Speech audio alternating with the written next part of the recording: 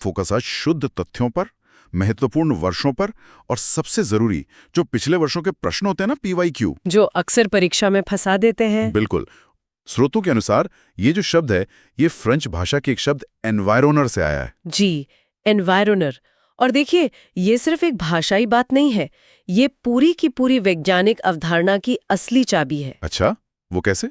क्योंकि फ्रेंच शब्द एनवायरोनर का शाब्दिक अर्थ ही होता है चारों ओर से घेरना। ओ, चारों ओर से घेरना। हाँ, इसका सीधा सा मतलब ये है कि कोई भी जीव, चाहे वो एक इंसान हो, कोई बड़ा सा पेड़ हो या फिर एक बिल्कुल सूक्ष्म सा बैक्टीरिया ही क्यों न हो, वो जिस भी चीज से घिरा हुआ है वो सब कुछ उसके पर्यावरण का हिस्सा है।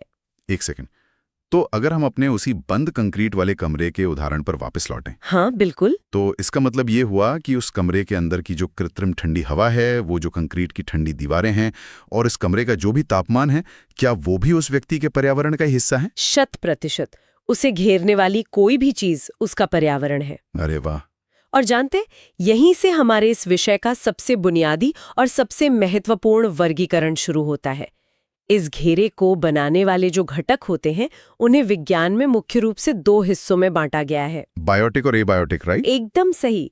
जैविक यानी बायोटिक और अजैविक यानी एबायोटिक, और ये दोनों मिलकर ही किसी भी संपूर्ण पर्यावरण का निर्माण करते हैं। खैर, ये तो बहुत दिलचस्प है।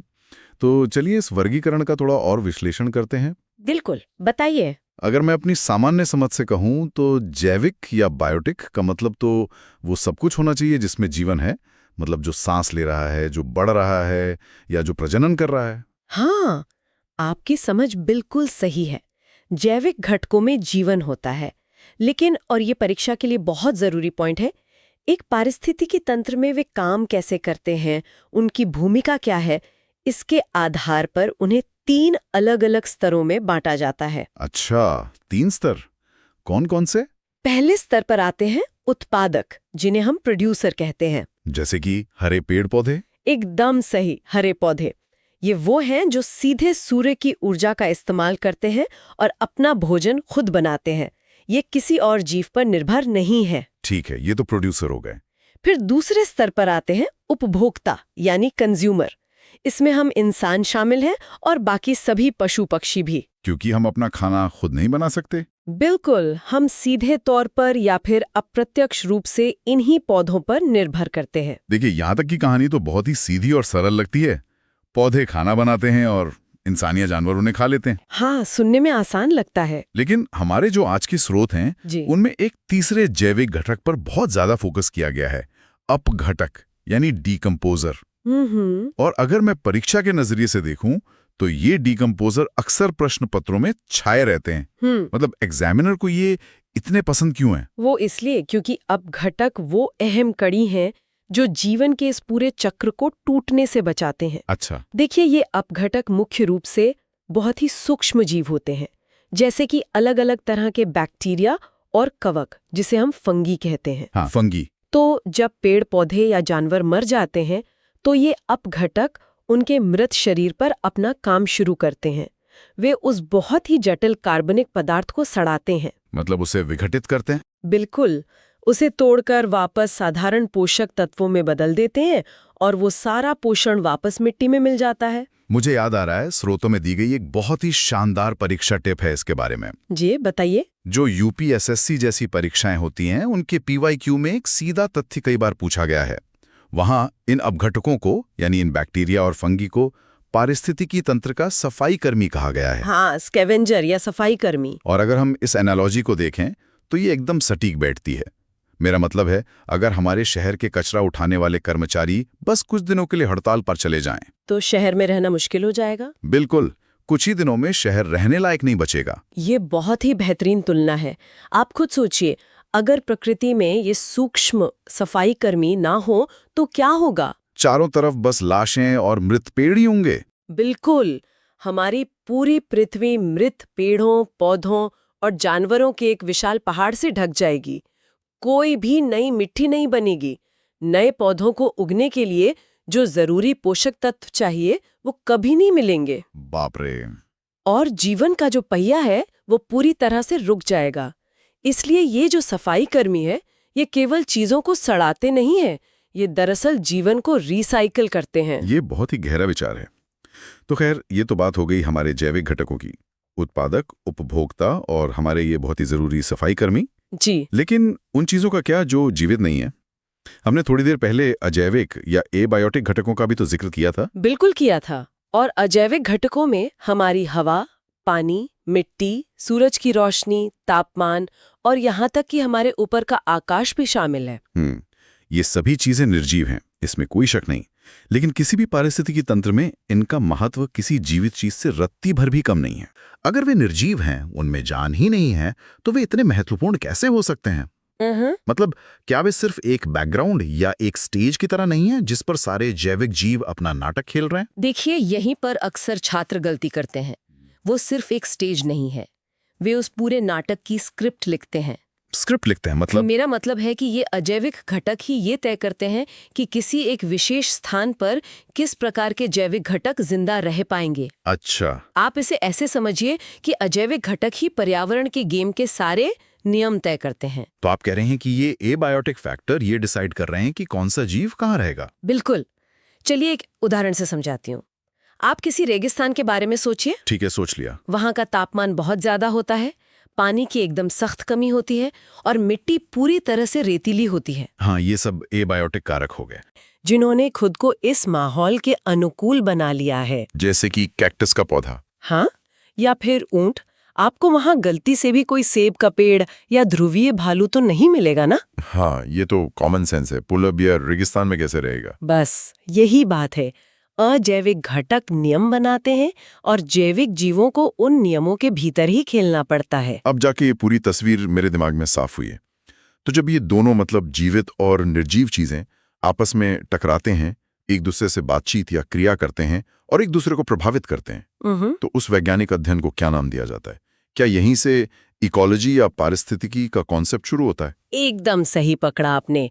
इकोलॉजी ही वो लेंस है, वो चश्मा है जिससे हम इस आपसी क्रिया का बहुत गहराई से अध्ययन करते हैं। अच्छा। ये विज्ञान केवल जीवों को अलग थलग रखकर देखने के बारे में नहीं है।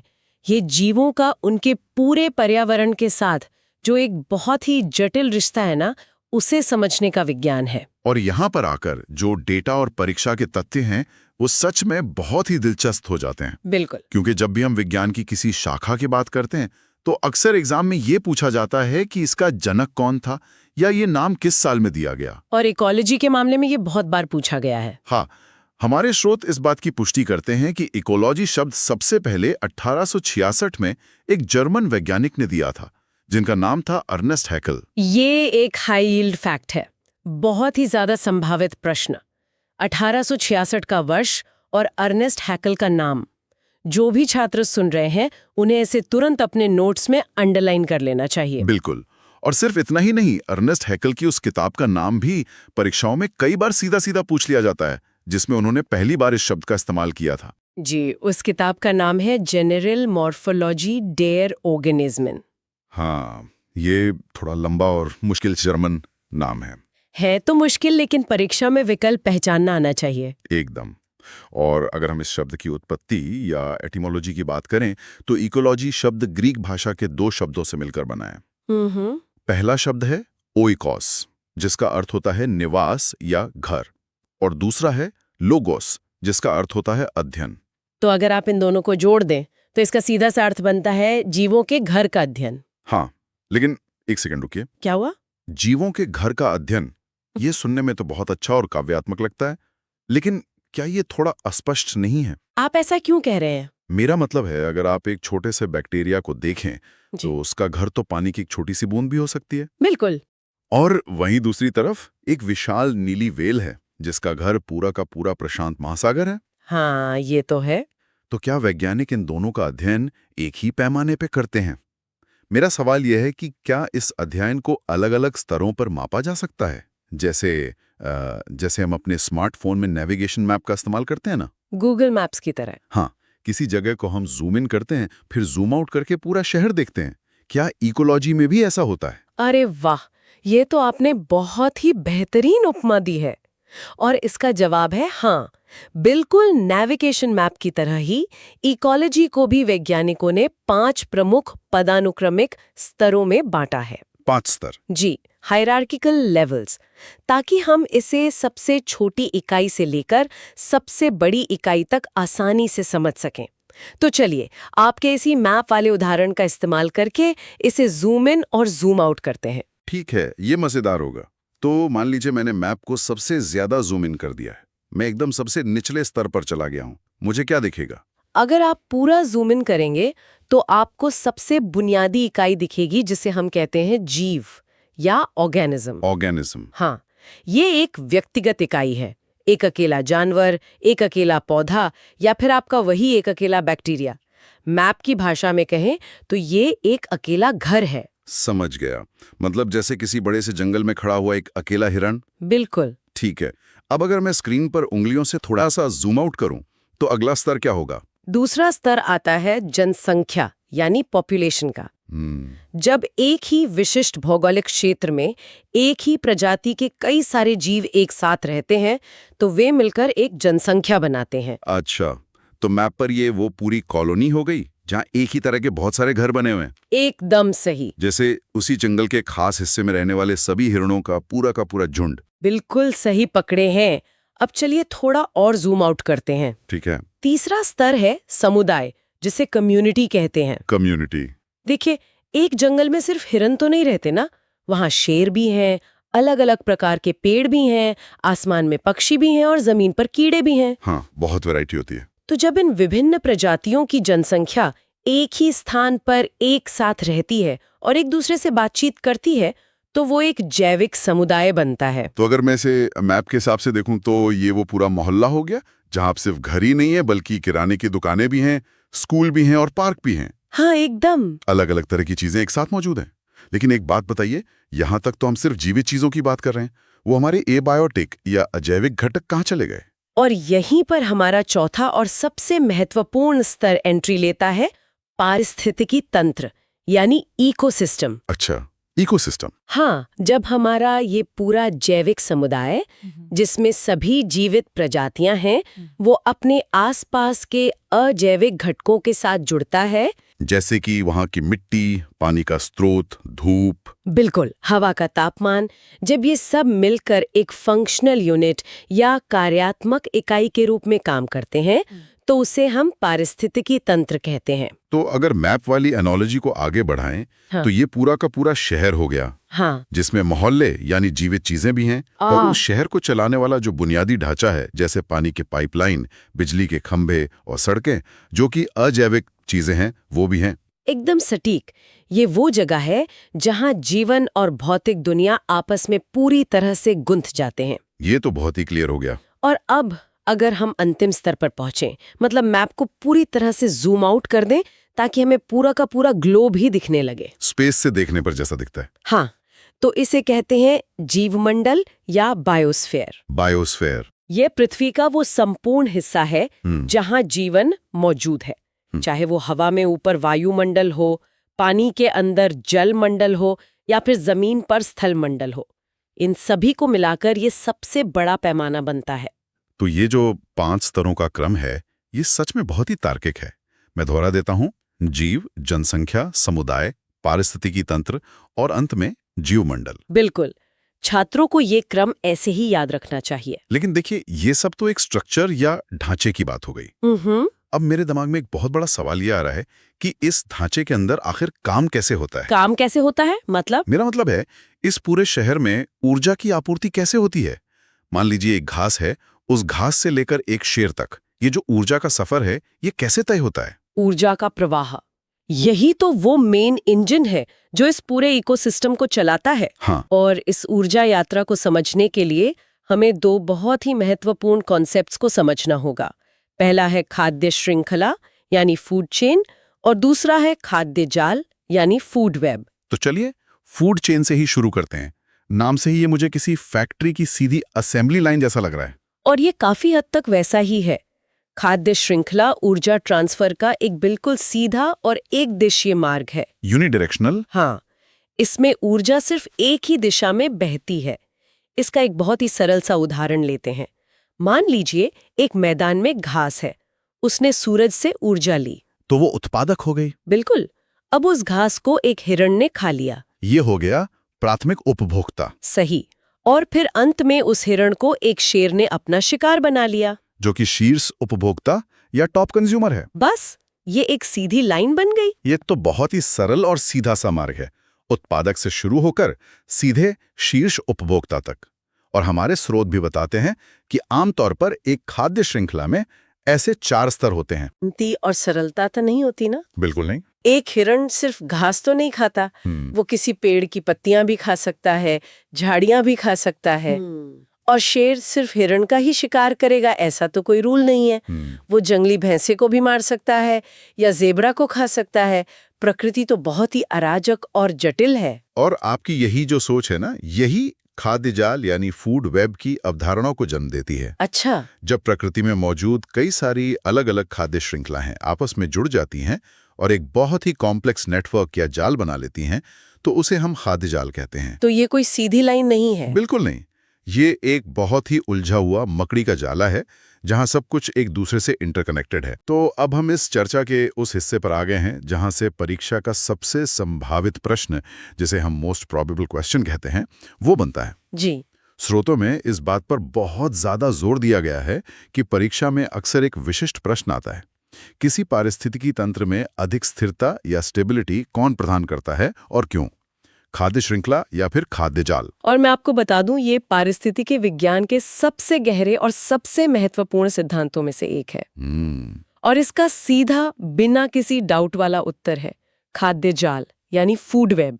फूड वेब ही किसी पारिस्थितिकी तंत्र को अधिक स्थिरता प्रदान करता है। लेकिन ऐसा क्यों है? मतलब अक्सर हम सोचते हैं कि जो चीज सरल होती है वो ज्यादा टिकती है। खाद्य श्रृंखला सरल है तो वो ज्यादा स्थिर क्यों नहीं है? क्योंकि प्रकृति में सरलता अक्सर खतरे का संकेत होती है। खतरे का संकेत? हाँ, चलिए इसे एक उदाहरण से समझते हैं। एक बिल्कुल सीधी खाद्य श्रृंखला की कल्पना करें, जहां शेर केवल और केवल हिरण पर ही निर्भर है। ठीक है। अब मान लीजिए कि किसी भयानक बीमारी के कारण उस जंगल के सारे हिरण अचानक खत्म हो जाएं, तो क्या होगा? तब तो शेर भूखे मर जाएंगे। बिल्कुल। और पूरी की पूरी श्रृंखला तुरंत भरभरा कर ढह जाएगी। मैं इसे एक वित्तीय उपमा के रूप में देख पा रहा हूँ, एक फाइनेंस एनालॉजी। बताइए कैसे? एक खाद्य श्रृंखला उस निवेशक की तरह है जिसने अपना सारा का सारा पैसा सिर्फ एक ही कंपनी के शेयर में लगा दिया है। अरे वाह! अगर वो कंपनी डूबी तो निवेशक पूरी तरह से बर्बाद हो जाएगा। ये एक बहुत ही शानदार तुलना है, एकदम सटीक। जबकि जो खाद्य जाल है वो एक म्यूचुअल फंड की तरह काम करता है। हाँ। इसमें जीवों के पास भोजन के कई वैकल्पिक मार्ग होते हैं। अगर उस जंगल में हिरण कम भी हो गए तो शेर के पास जंगली भैंसे, सुअर या अन्य जानवरों का शिकार करने का ऑप्शन खुला रहता है। Diversified portfolio. बिल्कुल। खाद्य जाल में अगर कोई एक प्रजाति कम होती है या नष्ट भी हो जाती है तो भी पूरा तंत्र नहीं गिरता, क्योंकि अन्य विकल्प मौजूद होते हैं। यानी प्रकृति में जटिलता ही स्थिरता की असली कुंजी है। ये बहुत ही विरोधाभासी लगता है, लेकिन सच है। एकदम सच है। खाद्य जाल जितना अधिक जटिल होगा, उसमें जितने ज्यादा विकल्प होंगे, वो पारिस्थितिकी तंत्र उतना ही अधिक लचीला और स्थिर होगा। बिल्कुल। लेकिन देखिए, यहाँ एक पेच है। वो क्या? ये जटिलता और स्थिरता तभी काम कर सकती है जब हमारे पास वास्तव में चुनने के लिए बहुत सारे विकल्प हों। मतलब? यानी उस म्यूचुअल फंड में निवेश करने के लिए ढेर सारी अलग अलग कंपनियां भी तो होनी चाहिए ना। हाँ, बिल्कुल। प्रकृति की भाषा में कहें तो हमारे पास जीवों की एक बहुत ही विस्तृत विविधता या वैरायटी होनी चाहिए, जो हमें एक बिल्कुल तार्किक कड़ी के साथ हमारे अगले प्रमुख विषय की ओर ले जाता है, और वो है जैव विविधता, जिसे हम बायोडाइवर्सिटी कहते हैं। जी। अगर हमें स्थिरता के लिए प्रजातियों का एक मजबूत जाल चाहिए, तो हमें उस जाल को बनाने के लिए जैव विविधता चाहिए होगी। और एक बार फिर से परीक्षा की तैयारी करने वाले छात्रों के लिए एक बहुत ही महत्वपूर्ण डेटा पॉइंट आ रहा है यहाँ पर। हाँ, बताइए। बायोडाइवर्सिटी शब्द का सबसे पहले प्रयोग 1985 में वाल्टर जी रोजन द्वारा किया गया था। Walter G Rosen? हाँ, ये एक सीधा तथ्य है जिसे कई अलग अलग प्रतियोगी परीक्षाओं में बार बार पूछा गया है। 1985 और वाल्टर जी रोजन, ये वर्ष और नाम तो उम्मीदवारों को बिल्कुल रट लेना चाहिए। एकदम। अब इस जैव विविधता के कॉन्सेप्ट को जल्दी और प्रभावी ढंग से समझने के लिए चलिए एक रैपिड रिवीजन समरी करते हैं। ठीक है, तैयार हूं। हम जैव विविधता को 3 स्तरों में बांटेंगे, और मैं चाहता हूं कि हम इसके अर्थ के साथ एक ऐसा सटीक उदाहरण दें जो सुनने वालों के दिमाग में एकदम छप जाए। ये रिवीजन का एक बहुत अच्छा तरीका है। चलिए सिद्धांत को परखते हैं। ठीक है, तो पहला स्तर है आनुवंशिक विविधता, जिसे जेनेटिक डाइवर्सिटी कहते हैं।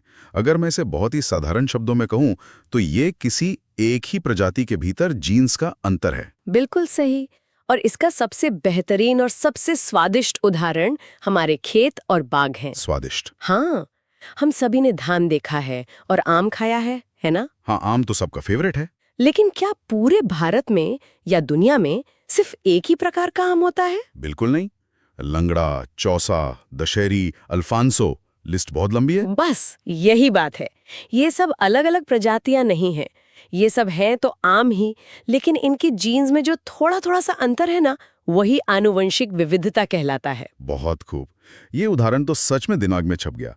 अब आते हैं दूसरे स्तर पर, प्रजातीय विविधता या स्पीशीज डाइवर्सिटी। ये क्या है? ये किसी एक विशेष क्षेत्र में विभिन्न प्रकार की प्रजातियों की कुल संख्या है, यानी अलग अलग प्रकार के जीव। इसका मतलब अगर मैं किसी घने जंगल में खड़ा हूं तो वहां सिर्फ आम के पेड़ तो नहीं है, वहां एक बाघ भी घूम रहा है, पेड़ों पर बंदर कूद रहे हैं, नीचे जमीन पर सांप रेंग रहे हैं और हवा में कई तरह के पक्षी उड़ रहे हैं। तो एक ही स्थान पर इन अलग अलग प्रकार की प्रजातियों का एक साथ मौजूद होना ही प्रजातीय विविधता है। बिल्कुल सटीक विश्लेषण है आपका।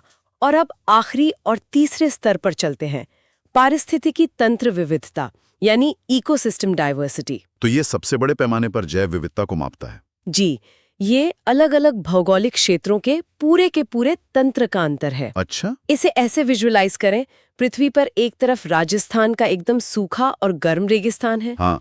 दूसरी तरफ अंडमान का गहरा खारा समुद्र है। हाँ। और कहीं बीच में असम के हरे भरे घने जंगल हैं। ये सब तो बिल्कुल ही अलग अलग तरह के पर्यावास या हैबिटेट्स हैं। बस पृथ्वी पर मौजूद इन विभिन्न प्रकार के पारिस्थितिकी तंत्रों की विविधता को ही पारिस्थितिकी तंत्र विविधता कहते हैं। तो अगर हम इस पूरे रैपिड रिवीजन को एक सूत्र में बांधें, आनुवंशिक विविधता का मतलब है आम की हजारों अलग अलग किस्में।